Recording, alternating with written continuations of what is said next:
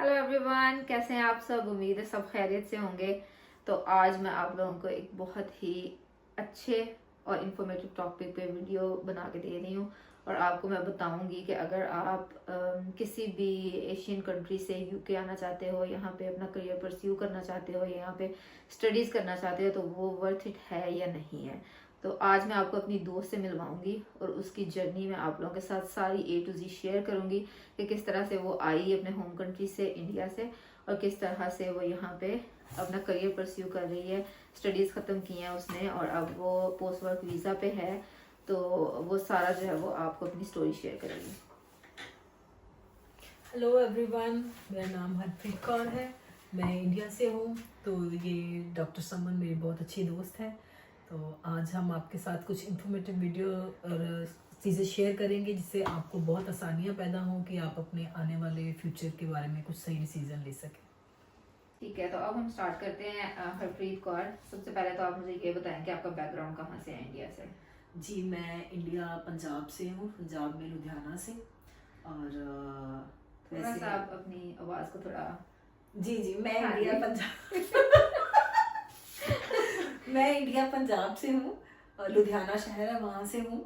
और बेसिकली मैं वहाँ से हूँ, बट मेरी जो आगे की लाइफ है आफ्टर मैरिज कह लें तो वो पंजाब से ही है, बट खरड़ से है।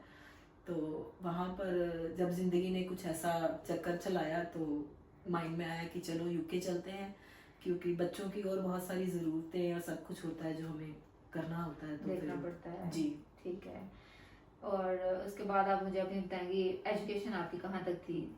जी, मेरी एजुकेशन के बारे में अगर हम बात करें तो जब मेरी शादी हुई थी ईयर 2006 में, मैं सिर्फ मैट्रिक पास थी। तो 2006 में जब शादी के बाद हमारे घर में ना कुछ +2 की बुक्स पड़ी हुई थी। तो मुझे पढ़ने का बहुत शौक था, लेकिन हमारे घर का जो मतलब एक कह लें कि मेरे दादाजी थे, वो थोड़े ऐसे ख्याल आते थे कि लड़कियों को नहीं पढ़ाना। तो 10th के बाद उन्होंने हमारी स्टडीज़ बंद करवा दी थी। जब शादी हुई तो हमारे घर में मेरे हस्बैंड की कुछ पुरानी बुक्स +2 की पड़ी हुई थी। तो मुझे शौक था पढ़ने का बहुत, मैंने वो पढ़नी शुरू कर दी। तो मेरे हस्बैंड ने देखा कि इसने तो सारी बुक्स मतलब पढ़ लिए, याद कर लिए एक तरह से। तो उन्होंने मुझसे पूछा तुम आगे पढ़ोगी, तो मैंने बोला हाँ मैं पढ़ूंगी। तो फिर मैंने ईयर 2008 में मैंने +2 के एग्ज़ाम्स दिए। ठीक है। और फिर उसके बाद मैंने अपना ग्रेजुएशन स्टार्ट किया। उस दौरान मेरी बेटी भी हुई, मेरा बेटा भी हुआ। और ग्रेजुएशन मैंने बिना कोई ट्यूशन कहीं नहीं जाती थी, बस घर पे बैठ के सेल्फ स्टडीज़ की हैं। अगर कुछ कभी डाउट्स होते थे तो हमारे घर के पास एक भाभी होती थी, वो टीचर थी, तो उनसे मैं अपने डाउट्स थोड़े क्लियर करवा लेती थी। तो वो मैंने ग्रेजुएशन ऐसे घर पे बैठ के किया क्योंकि मुझे पढ़ने का शौक था। ठीक है, तो ये लड़कियों के लिए मोटिवेशन है कि कुछ भी हो जाए आपने अपनी स्टडीज पे कॉम्प्रोमाइज नहीं करना है और अपने करियर पे आपने कॉम्प्रोमाइज नहीं करना है। अच्छा ठीक है, तो आपने ग्रेजुएशन की भी थी और उसके बाद आपने मास्टर्स में अप्लाई किया यूके के लिए। जी और आपका गैप भी था आई थिंक। जी बिल्कुल, मैंने अपनी ग्रेजुएशन जो है वो 2014 में कंप्लीट की थी। ठीक है। तो और मैं यहाँ आने के लिए मैंने ईयर 23 बैच में मैं आई हूँ।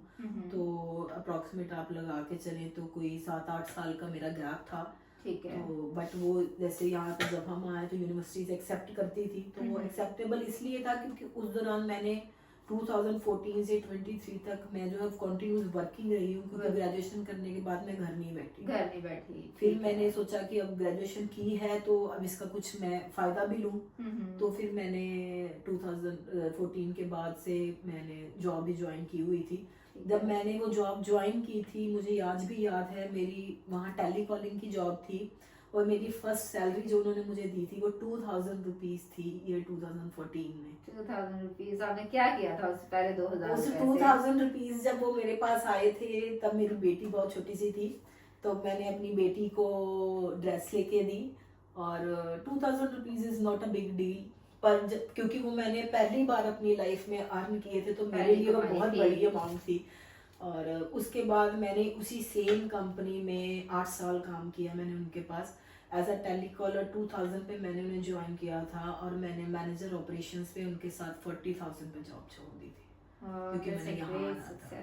माशाल्लाह। ओके, तो अच्छा, गैप कितना मैक्सिमम एक्सेप्ट करते हैं यूके में? मैक्सिमम देखिए, अगर तो आप उस दौरान अपने आप को शो कर सकते हैं कि भी हाँ हम वर्किंग हैं, तो आजकल मेरे ख्याल जो चल रहा है वो, जब हम आए थे तब भी 10 साल का गैप 10 साल एक्सेप्ट का करती gap थी था। यूनिवर्सिटीज। ठीक बट है। आपको उस दौरान ये शो करना होता था कि भाई मैंने कुछ ना कुछ किया है, वैलिड, हाँ, आप घर नहीं मैं बैठे। घर पे नहीं बैठी रही हूँ और जस्ट एक दिन से अचानक से मेरे माइंड में नहीं आ गया कि भी हाँ मैंने जॉब यूके करनी जाना है है या मैंने यूके जाना है। मैं उस दौरान वर्किंग रही हूँ और मेरी कुछ नेसेसिटीज हैं कि मुझे मास्टर्स करनी है। क्योंकि जब मेरा इंटरव्यू यूनिवर्सिटी के साथ हुआ था तो उनका सबसे पहला क्वेश्चन यही था कि 2014 के बाद आज अचानक आपको कैसे हो गया कि मैंने मास्टर्स करना है। तो उसमें मेरा रीजन मैंने ये बताया था कि मुझे अपनी जॉब में जो है ग्रोथ चाहिए, लेकिन जो ऊपर की पोजीशंस है उनके लिए आपका एक स्टडी लेवल है कि आपने इतना होना चाहिए। इतना आपका होना चाहिए।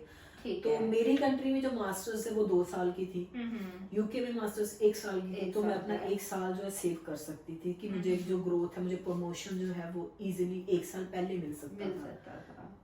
ठीक है। और एक्सपेंस कितना आया था आपका, मतलब इंडिया से यूके आने तक टोटल जो कितना आपको, अगर कैलकुलेट आप कर सकें? अगर हम टोटल एक्सपेंस की बात करें तो टोटल एक्सपेंस आप ये लगा के चलें कि लमसम 17,000 पाउंड तो मेरी यूनिवर्सिटी की फीस थी। क्योंकि जो मेरी यूनिवर्सिटी थी उसमें वो उसका थोड़ा सा रेट हाई है और उसका एक बाजपा यूनिवर्सिटी थी मेरी गाइस, और बाजपा का ये सीन है कि बाजपा आपको 100% फीस पे करने के बाद ही वहां से फ्लाई करने देते हैं। वो आपको जैसे ये यूवी है या अदर यूनिवर्सिटीज है वो इंस्टॉलमेंट्स कर लेती हैं, लेकिन ये बाजपा नहीं करता। बाजपा अगर आप बाजपा आना चाहते हैं गाइस, तो आप अगर बाजपा को चूज कर रहे हैं तो आप ये बात बहुत क्लियर अपने माइंड में लेके चलें कि वो 100% फीस पे हुए बिना आपको वहां से फ्लाई करने की परमिशन नहीं देगी। तो आप अगर आपके पास, क्योंकि देखिए हर किसी के पास इतने ज्यादा फंड्स तो होते नहीं हैं। हमने भी बहुत मुश्किल से अरेंज किए थे। जब हमें एट द एंड पता चला था कि फीस पूरी पे करनी पड़ेगी, क्योंकि हमने पहले 50% ही की हुई थी। ठीक है। लेकिन जब हमारा वीजा ओके हो गया, सब कुछ हो गया, तो उन्होंने बोला कि नहीं, जब तक आप 100% फीस पे नहीं करेंगे तब तक हम आपको फ्लाई करने की वहां से परमिशन नहीं देंगे। तो बाजपा इज क्वाइट एक्सपेंसिव। जो मास्टर्स मैंने यहाँ इनको फीस दी 17,000 पाउंड। वही में सेम कोर्स अदर यूनिवर्सिटी में से लगभग अराउंड लगा के चले 14 to 15,000 पाउंड में होता है। ठीक है। और आपने किस सब्जेक्ट में मास्टर्स किया हुआ? जी मैंने MBA की है लीडरशिप में। नाइस। ठीक है। तो आप लाइक बाजपा पे हम एक अलग से वीडियो बनाएंगे, ठीक है? बिल्कुल। कि मतलब क्या क्राइटेरिया है, सारा कुछ, आइल्स कितना, सब कुछ वो हम नेक्स्ट वीडियो में अपनी शेयर करेंगे पार्ट 2 में। तो लेकिन अभी जो है वो आप क्या मैसेज देना चाहती हैं लोगों को कि एशियन कंट्री से आना चाहिए अपना करियर परस्यू करने के लिए, या अपने ग्रोथ लेने के लिए अपने करियर में, या रिस्क लेना चाहिए, अपने करियर को रिस्क में डालना चाहिए अगर आप वहाँ पे कोई जॉब कर रहे हो तो, मतलब लेकिन फिर आप आना चाहते हो, फर्दर ग्रोथ चाहते हो, अपनी लाइफ को अच्छा करना चाहते हो, तो आपको आना चाहिए या नहीं आना चाहिए? देखिए इसमें भी आपकी चीज़ों में 2 पॉइंट्स हैं। अगर तो हम एज अ फाइनेंशियल देखें, this is a very good country. ये आपको जितना आप काम पे करते हैं उसके लिए पे भी करते हैं। आप किसी भी कंपनी में अगर 1 घंटा भी काम कर रहे हो, उस 1 घंटे के लिए भी आपको पे करेंगे। वो ये नहीं कहेंगे कि 1 घंटे का काम क्या पे करें, जैसे नॉर्मली हमारी कंट्रीज में होता है।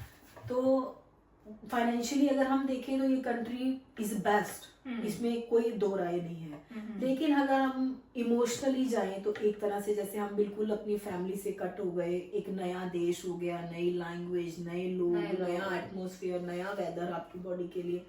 तब इन द बिगिनिंग आपको बहुत सारी मतलब प्रॉब्लम्स आती हैं। मुझे भी आई बहुत सारी प्रॉब्लम्स जब मैं बिगिनिंग में आई। मैं अपने बच्चों को भी छोड़ I for due some reasons. मेरे बच्चों को वीजा नहीं मिला और मेरे बच्चे इंडिया में रह गए।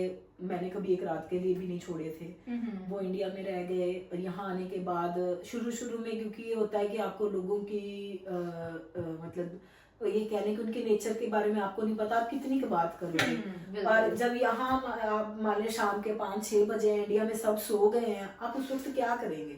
तो इन सब चीज़ों को थोड़ा सा फेस करना पड़ता है। बट एज टाइम पास सब कुछ ठीक हो जाता हो है। जाता है, बिल्कुल। और यहाँ आकर गाइज आप सबसे पहली एक बात अपने जहन में हमेशा ये लेकर आए कि अगर मैं अपनी कंट्री से बाहर जा रहा हूँ तो मैं एकदम से सेटल डाउन नहीं नहीं हो होऊंगा। जाऊंगा, थोड़ा आप टाइम ये देखिए, लगेगा। मान लो अगर मैं इंडिया से हूँ, मैं पंजाब से हूँ, अगर मैं पंजाब में भी सिटी भी चेंज करूँ ना, फॉर एग्जांपल अगर मैं कहूँ कि मैं खरड़ से लुधियाना शिफ्ट हो रही हूँ या लुधियाना से मैं खरड़ शिफ्ट हो रही हूँ, तो मुझे बहुत सारी चीजों को फेस करना पड़ता है। वहाँ की मुझे शॉप्स नहीं पता, वहाँ का मुझे लोगों का रहन सहन नहीं पता, मुझे अपना नेबरहुड नहीं पता। तो वो सब चीजें जो आप एक बार अपने माइंड में लेकर आए कि हमें इन सब चीजों को फेस करना पड़ेगा। फॉर एग्जाम्पल आप वहां पर एक बहुत अच्छी पोस्ट पे काम कर रहे हैं। अब मैं मैनेजर ऑपरेशंस ही अपनी कंपनी में, मेरे नीचे 11 टीमें काम करती थी जिसमें 20-20 लोग थे, ठीक है। मैं उनके ऊपर हेड थी। मेरा काम क्या होता था, मैं चेयर पे बैठी हूँ, मैं सुबह गई हूँ, मैंने सबको एलोकेशंस दे दी है, शाम को मैंने फीडबैक ले लिया, दिन में मेरी फोन पे कॉलिंग चल रही है, जो भी मसले होते थे लोगों के साथ, ठीक है। लेकिन जब मैं यहाँ आई, पहले 2 महीने मुझे काम नहीं मिला। घर पे बैठे रहना, बाहर निकलना, जगह जगह काम का पता करना, और घर पे बैठे हैं तो ऑनलाइन एप्लीकेशंस अप्लाई करते रहना। तो आप अपने जहन में ये चीज जरूर लेकर चलें कि 1-2 महीने आपको ऐसी सिचुएशंस फेस करनी पड़ेगी कि काम आपके पास है नहीं और आपकी होम कंट्री में लोग सो चुके हैं, आप जाग रहे हैं और आपके साथ बात करने वाला कोई नहीं है। आपने अब खुद के साथ उस बात करनी है। आपने खुद ही बात करनी है, आपने टीवी देखना है, आपने फोन देखना है, आपने अपना टाइम पास करने का जरिया बनाना है। कोई आपके लिए कुछ नहीं करेगा। क्योंकि जो मेरी रूममेट थी, उसे उसका लक था, उसे आते ही जॉब मिल गई थी, तो वो अपनी जॉब पे चली जाती थी। जिनके जो मेरे लैंडलॉर्ड लेडी थी वो अपने काम पर होती थी और मैं सारा दिन घर में परेशान हो जाती थी। मैं रोती थी कि मैं यहाँ क्यों आ गई हूँ। ये चीजें आपको बहुत फेस करनी पड़ेगी और एक इमोशनली आपको स्ट्रांग होना पड़ेगा, इमोशनली आपको स्ट्रांग होके यहाँ आना पड़ेगा। और वहां पर एक अच्छी पोस्ट पर आप चेयर पे बैठ के काम करते थे। लेकिन जो मेरी यहाँ पर आकर सबसे पहली मेरी जॉब मिली थी, वो एक रेस्टोरेंट में मुझे एज अ केपी यानी किचन पॉटर, बर्तन धोने की जॉब मिली थी। और मैंने बहुत बर्तन धोए उनके, एक साल, मतलब लगभग पहले 2 महीने तो मैंने बर्तन ही धोए हैं, मशीन में डालने, निकालने, सुखा के रखने।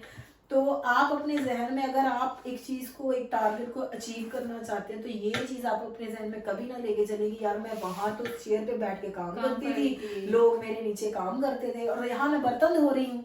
लेकिन आप ये देखें कि उस बर्तन धोने की एवज में आपको जितने पैसे मिल रहे हैं, आपको अपनी होम कंट्री में उतने पैसे नहीं मिलते थे पूरा महीना काम करने के बाद भी। ये तो डिफरेंस है, डेफिनेटली है। तो ठीक है guys, stay tune for part 2 और आप मेरे चैनल को सब्सक्राइब कर लें, वीडियो को लाइक करें और शेयर करें। और नेक्स्ट हम आपको यूके से रिलेटेड हम आपको कंटेंट दिखाएंगे कि फर्दर लाइक यूनिवर्सिटीज़ के बारे में, यूवी के बारे में मैं बताऊंगी, बाजपा के बारे में ये आपको बताएंगी कि क्यों वहाँ एडमिशन आपको किस तरह से हो सकता है, इंटरव्यू का क्या सीन होता है, और फर्दर जो है आपके पास क्या क्या ऑप्शन हो सकते हैं यहाँ पे स्टे के लिए, और किस तरह से आप यहाँ पे अपना करियर परस्यू कर सकते हो, यहाँ पे ग्रोथ कर सकते हो।